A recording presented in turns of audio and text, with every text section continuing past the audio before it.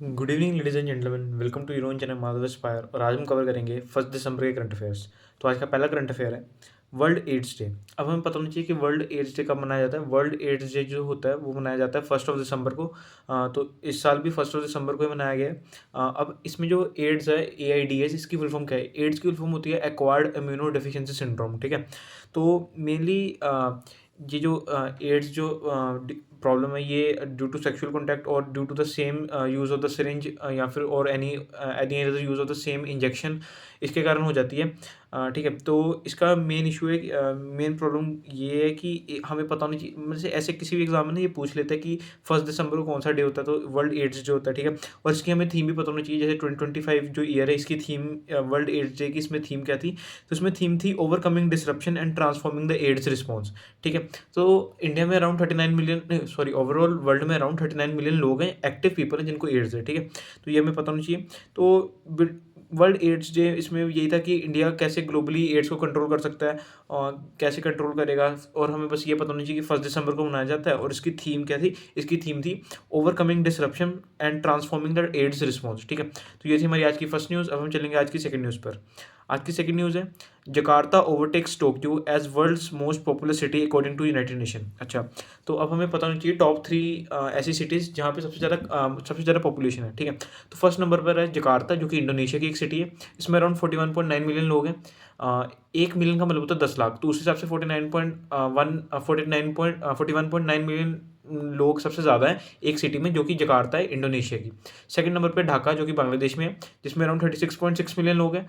और वहीं बात की जाए थर्ड नंबर पे, तो थर्ड नंबर पे टोक्यो, जो कि जापान की सिटी है। ठीक है। तो ये टॉप 3 सिटीज़ हैं। तो सबसे फर्स्ट नंबर पर है, सबसे टॉप पर है जकार्ता, जो कि इंडोनेशिया की है। ठीक है।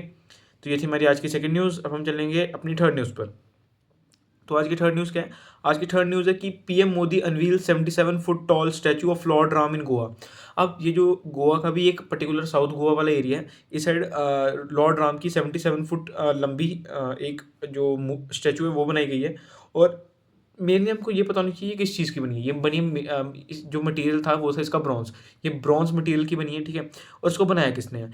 इसको बनाया है एक स्कल्प्टर हैं जिसको बोलते हैं जिनका नाम था रामसूतर। जिनका नाम है रामसूतर। रामसूतर नाम के एक स्कल्पचर है। उन्होंने इसको बनाया है। और इसके अलावा बात की जाए तो ये जो रामसूत्र हैं, इन्होंने और क्या-क्या बनाया है? इन्होंने जो गुजरात में जो यूनिटी जिसको हम बोलते हैं, अपनी वो स्टैच्यू ऑफ यूनिटी, वो जो सरदार वल्लभ भाई पटेल की मूर्ति है, वो भी उसका भी जो उसको जो बनाने का काम था, वो भी इन्हीं स्कल्पचर ने किया था, जिनका नाम था रामसूत्र। ठीक है। तो रामसूत्र जी ने बहुत सारी और मूर्तियाँ भी बनाई हैं, बहुत सारे और स्टैचूज़ भी बनाए हैं। इसी इसी के लिए इनको एक भूषण करके एक अवार्ड होता है महाराष्ट्र का, वो भी मिला हुआ है। ठीक है। तो ये थी हमारी आज की थर्ड न्यूज़। अब हम चलेंगे अपनी फोर्थ न्यूज़ पे। फोर्थ न्यूज़ एक इंपॉर्टेंट न्यूज़ है, इसके बारे में हमें पता होना चाहिए। फोर्थ न्यूज़ कहती है कि India Russia defence ministers to meet as 500 acquisition on agenda. अब ना इंडिया और जो रशिया, वहाँ के दोनों के डिफेंस मिनिस्टर्स मिले हैं। इंडिया के डिफेंस मिनिस्टर का नाम है राजनाथ सिंह और रशिया के डिफेंस मिनिस्टर का नाम है आंद्रे बेलोवोस्फ। तो ये जो आंद्रे बेलोवोस्फ हैं, ये आपस और राजनाथ सिंह आपस में मिले। और यहाँ पर 2 चीज़ों की मेन बात हुई। पहली बात हुई 2018 में हमने जो रशिया था उससे S-400 एयर डिफेंस सिस्टम लिया था, जिसका यूज़ हमने ऑपरेशन सिंदूर के टाइम भी किया था। ये जो S-400 एयर डिफेंस सिस्टम है, इसकी जो रेंज है वो अराउंड 400 किलोमीटर के आसपास थी। और 400 किलोमीटर के आसपास थी। और इसमें 2018 में हमने ये उनसे डील की थी कि हम 5 S-400 एयर डिफेंस सिस्टम लेंगे, जिसमें से 5 में से 3 हमारे को डिलीवर हो चुके हैं और 2 अभी भी डिलीवर नहीं हुई हैं। तो वो जो 2 एयर डिफेंस सिस्टम S-400 की डिलीवरी है, वो अगले साल तक कंप्लीट हो जाएगी, 2026-2027 के बीच में। ठीक है। तो ये जो S-400 एयर डिफेंस सिस्टम है, ये यूज़ कैसे होता है? इसका मेन यूज़ ऐसे है कि जैसे फॉर एग्जांपल किसी ओपोनेंट देश ने हमारे ऊपर मिसाइल, किसी बैलिस्टिक मिसाइल, किसी क्रूज़ मिसाइल का वहाँ से चला दी, अपने देश से उन्होंने चला दी और उन्होंने एक टारगेट लॉक कर दिया। अब उस टारगेट पे तो उन्होंने लॉक कर दिया, लेकिन ये जो S-400 एयर डिफेंस सिस्टम है, इसकी जो यहाँ से जो मिसाइल्स निकलेंगी और वो मिसाइल्स जाके इंटरसेप्ट करेंगी। इसका क्या मतलब है कि वो मिसाइल जाके उन्हीं मिसाइल से टकराएँगी, जिससे वो जो मिसाइल का जो अटैक होगा, वो उस पर्टिकुलर एरिया पर नहीं हो पाएगा। अगर उस पर्टिकुलर एरिया पे अटैक होगा तो बहुत बड़ा ब्लास्ट हो सकता है, लेकिन वो हवा में ही खत्म हो जाएगी मिसाइल, जो कि ओपोनेंट ने फेंकी होगी। ठीक है। तो ये था S-400 का मेन सिस्टम, ये थी पहली बात। ठीक है। अब दूसरी बात क्या थी? दूसरी बात, अब इंडिया सोच रहा है कि रशिया से S500 भी ले लेगा। अब S500 क्या है? S500 एयर डिफेंस सिस्टम है, S400 का अपडेटेड वर्जन। बस इसमें एक मेन चेंज ये आ जाता है कि जो इसकी रेंज है वो 100 किलोमीटर बढ़ जाती है, 500 किलोमीटर से ज़्यादा इसकी रेंज हो जाती है। तो यही इसका एक मेन रोल था, ठीक है। तो ये थी हमारी आज की फोर्थ न्यूज़। अब हम चलेंगे अपनी फिफ्थ न्यूज़ पे। तो आज की फिफ्थ न्यूज़ है CSIR NAL unveils production version of Hansa 3 plane. अब ना एक नया प्लेन आया है जिसको हम ट्रेनर प्लेन भी कहते हैं। ट्रेनर प्लेन का मतलब है कि ये ट्रेनिंग में हेल्प करेगा। अब हंसा 3 का एक न्यू जनरेशन प्लेन आया है। अब ये जो न्यू जनरेशन प्लेन है ये दो कंपनीज ने मिलकर बनाया है। पहली कंपनी का नाम है CSIR और दूसरी कंपनी का नाम है NAL। CSIR का मतलब है council of scientific and industrial research. CSIR का मतलब है council of scientific and industrial research. और NAL का मतलब है नेशनल एरोस्पेस लेबोरेटरी। ये जो दोनों कंपनीज हैं इन दोनों ने मिलकर बनाया है एक हंसा 3 का जो न्यू जनरेशन प्लेन है। अब इसका मेन काम क्या है? ये एक ट्रेनर एयरक्राफ्ट है। ये पायलट की ट्रेनिंग में हेल्प करेगा। दो तरह के पायलट्स होते हैं, एक होते हैं अपने हमारी जो आर्मी है, हमारी जो एयरफोर्स है, हमारी जो नेवी है, वहाँ के पायलट्स, ठीक है। और जो दूसरी है वो है हमारे कमर्शियल पायलट्स। अब ये जो दोनों टाइप के पायलट्स होते हैं ना, इन दोनों को चाहिए होती है ट्रेनिंग। अब वो ट्रेनिंग के टाइम वो जो जिस एयरक्राफ्ट का यूज़ करते हैं उसी को हम ट्रेनर एयरक्राफ्ट बोलते हैं। और हंसा 3 न्यू जनरेशन का जो प्लेन है वो एक ट्रेनर एयरक्राफ्ट है, वो पायलट्स की ट्रेनिंग में हेल्प करेगा, ठीक है। तो इसी में एक और चीज़ लिखी है कि मुंबई की एक कंपनी जिसका नाम है पायनियर क्लीन एम्स। ये जो पायनियर क्लीन एम्स है इसने एक अराउंड 100 प्लेन बनाने का एक वो लिया है, प्रॉमिस लिया है कि ये अराउंड 100 प्लेन्स बनाएंगे इंडिया के लिए। तो इसके लिए इन्होंने एक फैक्ट्री भी लगा दी है कुप्पम आंध्र प्रदेश में, जिसका बजट था अराउंड 150 करोड़, ठीक है। तो ये थी हमारी आज की फिफ्थ न्यूज़। अब हम चलेंगे अपनी सिक्स न्यूज़ पे।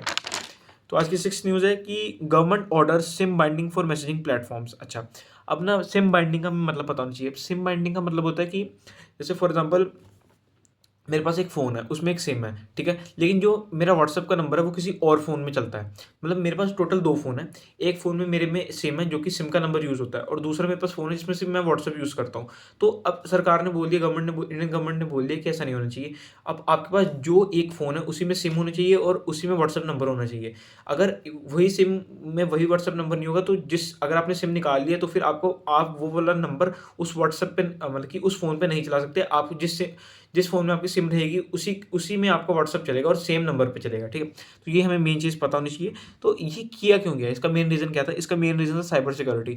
अब जैसे-जैसे फ्रॉड्स बढ़ते जा रहे हैं व्हाट्सएप, और ये जो WhatsApp, Instagram, Telegram, WhatsApp messenger और भी बहुत मैसेंजर करके एक ऐप आता है, वो इन सब ऐप्स में ना बहुत ज़्यादा फ्रॉड बढ़ता जा रहा है। तो इसलिए साइबर फ्रॉड को कम करने के लिए इन्होंने ऐसा किया। अब एक और चीज़ इसमें बोली गई है कि एक वेब बेस्ड चैट सेशन होते हैं। अब ये जो वेब बेस्ड चैट सेशंस होते हैं ना, इसमें उन्होंने बोला है कि जैसे फॉर एग्जांपल हम अपना फ़ोन कनेक्ट कर लेते हैं अपने लैपटॉप के साथ और उसमें व्हाट्सएप या फिर बहुत सारी चीज़ें जैसे टेलीग्राम वगैरह ये सब चलाते हैं, तो उसको अराउंड 600 के ड्यूरेशन में ही हमें फिर से लॉग आउट करके लॉग इन कर सकते हैं। मतलब लॉग आउट करना पड़ेगा। अगर हम लॉग आउट नहीं करेंगे तो चांसेस हैं कि साइबर सिक्योरिटी उसमें साइबर फ्रॉड हो सकते हैं, कि मतलब कुछ मैसेजेस आएँगे, कुछ लिंक्स आएँगे, वो सब हो सकता है। तो इसलिए उस चीज़ से बचने के लिए 6 आवर्स के अंदर-अंदर एक बार लॉग आउट करके आप फिर लॉग इन करके चला सकते हैं, ठीक है।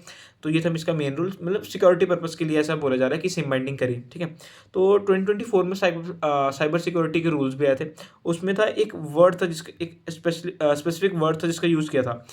उस वर्ड था TIUE। अब ये जो TIUE है इसका मतलब क्या है? TIUE का मतलब है टेलीकम्युनिकेशन आइडेंटिफायर यूज़र एंटिटीज़। इसमें क्या होता है, जैसे अगर हम किसी भी ऐप में लॉगिन करते हैं, तो ऐप में लॉगिन करने के बाद हमारे पास ओटीपी आ जाता है। हम ओटीपी के थ्रू लॉगिन कर लेते हैं किसी भी ऐप में, वरना हमें अपना नंबर देना पड़ता है। अब वो नंबर उनके डाटा में चला जाता है, तो जिसके कारण साइबर सिक्योरिटी का जो इम्पैक्ट है वो बढ़ सकता है। साइबर सिक्योरिटी मतलब कि साइबर फ्रॉड बढ़ सकता है। तो इसीलिए वो बोलते हैं कि आप उन्हीं ऐप्स का यूज़ करें जो कि sure end to end encrypted apps हैं। ऐसे ऐप्स का यूज़ कम कर दिया जाए जो कि एंड टू एंड इनक्रिप्टेड नहीं है, ठीक है।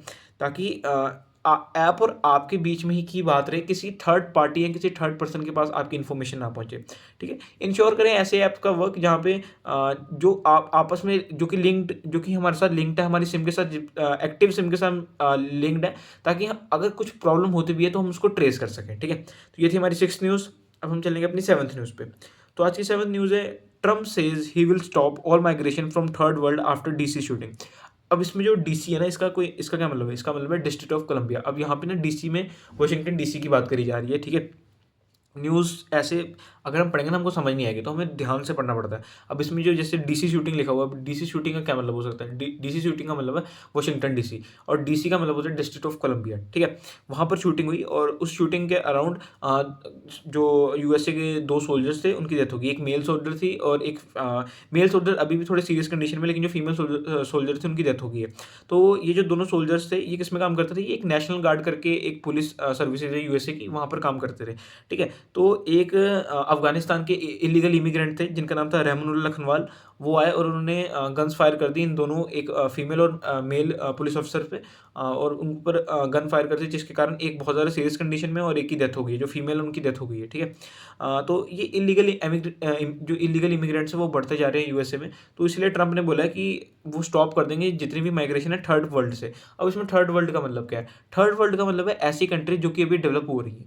मतलब जो यूएस है ना वो एक डेवलप्ड नेशन है, लेकिन जो बाकी कंट्रीज़ हैं जैसे इंडिया, अफ़गानिस्तान और भी बहुत सारी नेशंस हैं जो कि एक डेवलपिंग कंट्री की कैटेगरी में आती हैं। तो इसी को जो ट्रंप है उन्होंने थर्ड वर्ल्ड बोला है, ठीक है?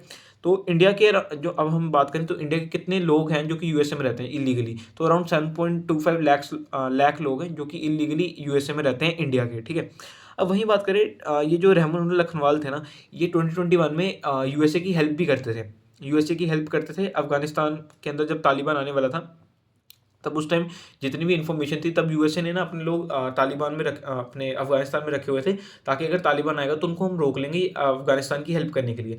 लेकिन तालिबान का बहुत ज़्यादा ओवर पावर्ड टैकल था, जिसके कारण ओवर पावर होने के कारण उन्होंने बहुत जल्दी अपना लिया अफ़गानिस्तान को, और उन्होंने अफ़गानिस्तान की गवर्नमेंट को पीछे कर दिया। फिर वहाँ से जो यूएसए के सोल्जर्स थे वो भी वापस आ गए। तो ये जो रहमानुल्लाह लखनवाल थे ये हेल्प करते थे यूएस सोल्जर्स की। तो ये कौन सी कंपनी की हेल्प करते थे, हमें बस मेनली ये पता होना चाहिए। तो ये सीआईए करके एक कंपनी है यूएसए की, उसकी हेल्प करते थे।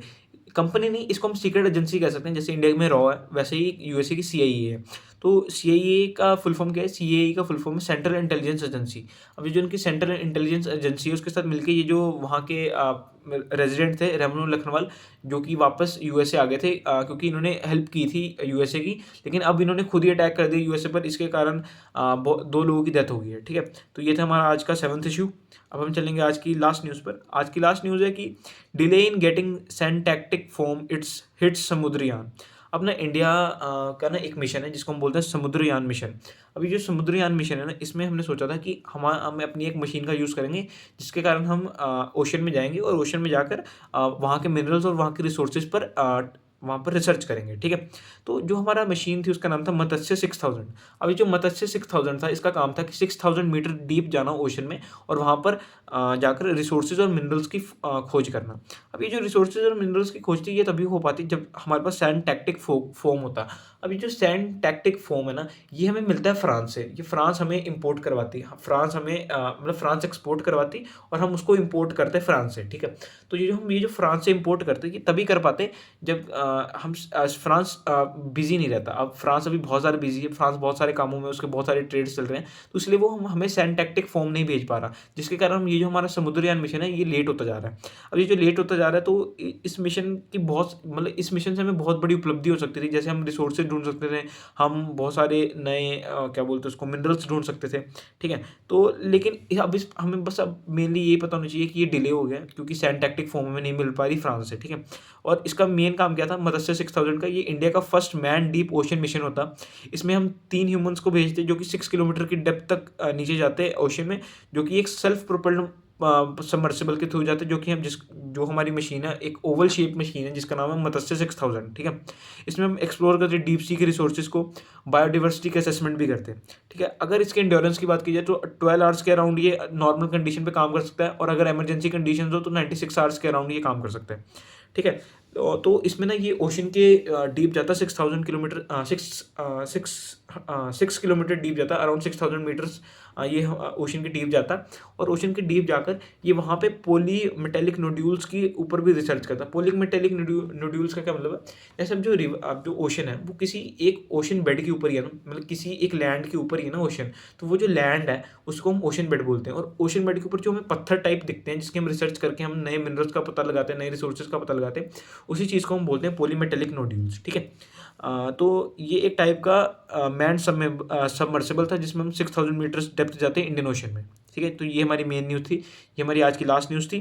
ठीक है, तो इसके अलावा अगर हम होमवर्क की बात करें तो होमवर्क था आज का कि with which country did India sign a 7,900 crore deal for MH-60R naval helicopter support. ठीक है, इसके 4 ऑप्शन हैं, A France, B Russia, C USA या डी जर्मनी। आप इसका जवाब कमेंट सेक्शन में जरूर दीजिएगा। मिलते हैं नेक्स्ट वीडियो में। Thank you.